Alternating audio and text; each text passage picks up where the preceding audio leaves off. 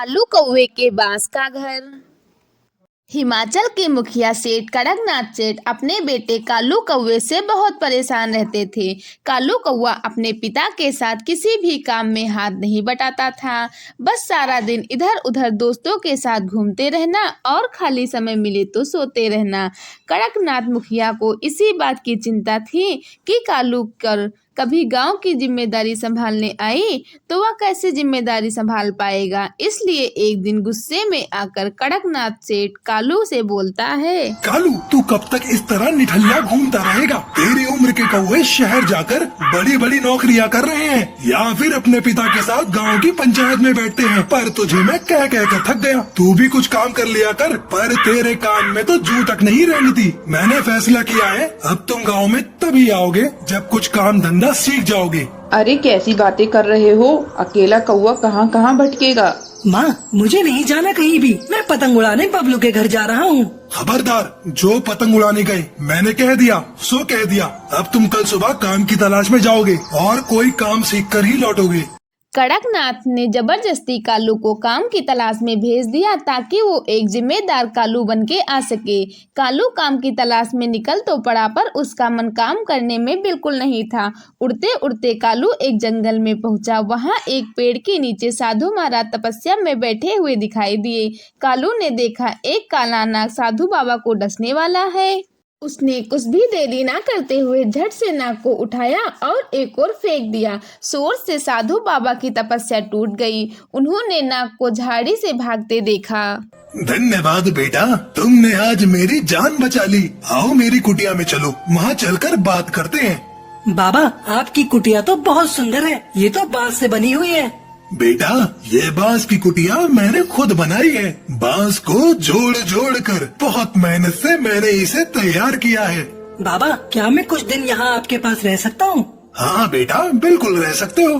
कालू उन साधु बाबा के साथ ही रहने लगा और साधु बाबा को बहुत सेवा करता था। वहाँ पर कालू ने बांस से घर बनाना सीख लिया। एक दिन साधु बाबा कालू से बोले, कालू बेटा, मुझे यहाँ से दूसरे स्थान पर जाना है। अब तुम्हारा भी अपने गांव लौटने का निश्चित समय आ गया है। पर बाबा, मुझे तो मेरे पिताजी ने कहा था जब तक मैं कोई काम धंधा नहीं ढूंढ लेता तब तक मैं गांव वापस नहीं जा सकता। काम तो तुमने सीख लिया बेटा। तुमने बांस के घर बनाने सीखे हैं, वो भी बहुत मेहनत का काम है। अब तुम अपने गांव जाना और वहाँ पर तुम जल्दी ही बांस के घर बनाना शुरू कर देना। बस ये काम है, एक दिन ये बांस के घर तुम्हारे बहुत काम आएंगे। साधु बाबा से विदा लेकर वापस गांव पहुंचता है और अगले दिन बांस मंगवाकर पूरे गांव में बांस के घर बनाना शुरू कर देता है। पता नहीं इस कौवे को मैंने काम धंधा ढूंढने भेजा था, पर ये तो बांस के घर बनाने में लग गया है। देखने में घर कितना सुंदर और मजबूत है। पर ये घर किस काम के? यहाँ कौन रहेगा? हैं? गांव में सबके अपने अपने घर, अपनी अपनी जमीन जायदाद है और ये फिजूल की मेहनत कर रहा है। कालू कुछ ही दिनों में पूरे गांव में जगह जगह बांस के घर बना देता है। मानसून आ चुका था और हिमाचल में गांव में कई दिनों से मूसलाधार बारिश हो रही थी। एक शाम पानी का बहाव तेज हो जाता है जिससे हिमाचल गांव में बाढ़ की चपेट में आ जाता है। हिमाचल के साथ साथ आसपास के गांव बाढ़ में डूब जाते हैं। हिमाचल गांव के पक्षी हाहाकार मचाने लगे। फिर उन्हें गांव में बांस के बने घर दिखाई दिए जो काफी ऊंचे में बने हुए थे और उन बांस के घरों तक बाढ़ का पानी नहीं पहुंच रहा था। पूरे गांव में बाढ़ से बचने के लिए कालू के द्वारा बनाए गए बांस के घरों में शरण ली। कड़कनाथ सेठ अपनी पत्नी और कालू के साथ बांस के घर में शरण लेता है। बापू, मुझे साधु बाबा ने बोला था कि वक्त आने पर ये बांस के घर बहुत काम आएंगे और आज हमारा पूरा गांव बाढ़ की चपेट में आ गया है। गांव में एक एक घर बाढ़ में डूब गया है, पर ये बांस के बने घर नहीं डूबे। हमारा पूरा गांव सुरक्षित है।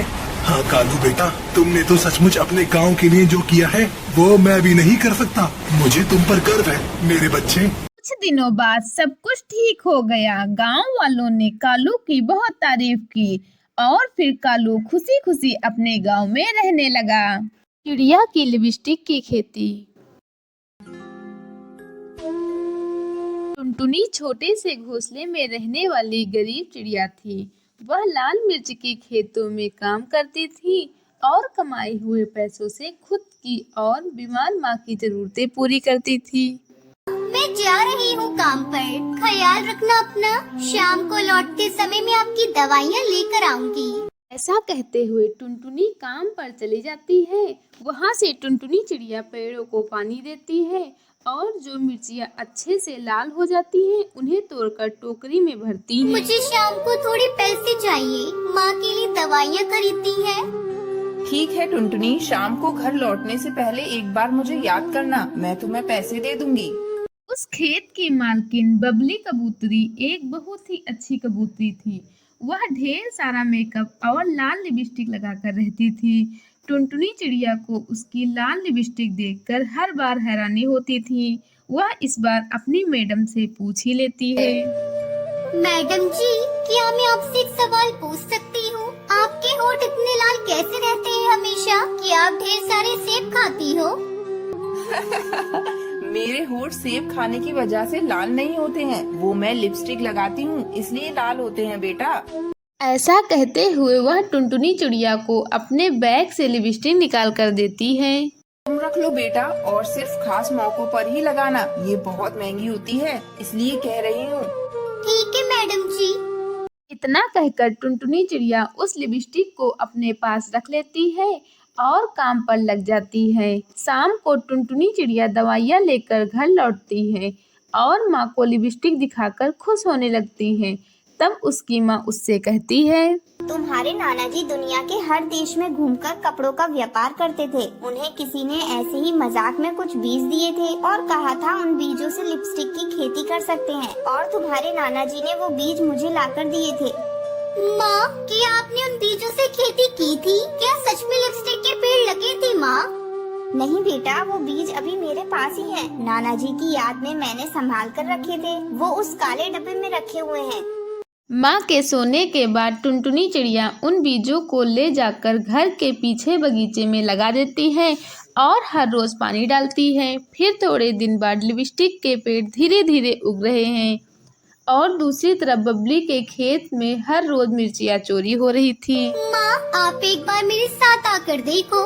नाना जी ने या उनके व्यापारी ने कोई मजाक नहीं किया था। मैंने सच में लिपस्टिक के पेड़ उगा दिए हैं माँ। टुनटुनी चिड़िया की माँ भी वह देखकर काफी खुश हो जाती है और टुनटुनी हर रोज नई लिपस्टिक लगाकर काम पर जाने लगती है।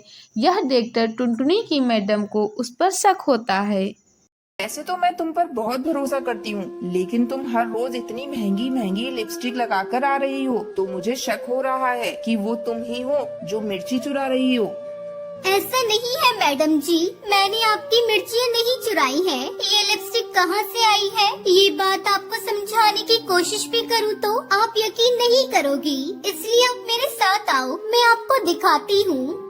ऐसा कहते हुए टुनटुनी चिड़िया उस खेत की मालकिन को अपने साथ घर ले जाती है और उन्हें लिपस्टिक के पेड़ों को दिखाती है। वह देखकर मालकिन हैरान हो जाती है और टुनटुनी पर शक करने के लिए उससे माफी मांगती है। मुझे माफ कर दो टुनटुनी, मैंने तुम पर शक किया। मिर्ची का चोर तो कोई और है, हम उसका पता लगा लेंगे। और तुम इन लिपस्टिक का व्यापार करना चाहो तो मैं तुम्हारी पूरी मदद करूँगी। आपका बहुत बहुत शुक्रिया मैडम जी, मैं व्यापार जरूर करूँगी। ऐसा कहते हुए टुनटुनी मिर्ची के खेत में काम बंद करके लिपस्टिक की शॉपिंग करते हुए लिपस्टिक का व्यापार करके अच्छे खासे पैसे कमाने लगती है और अपने मैडम की भी बहुत मदद करती है।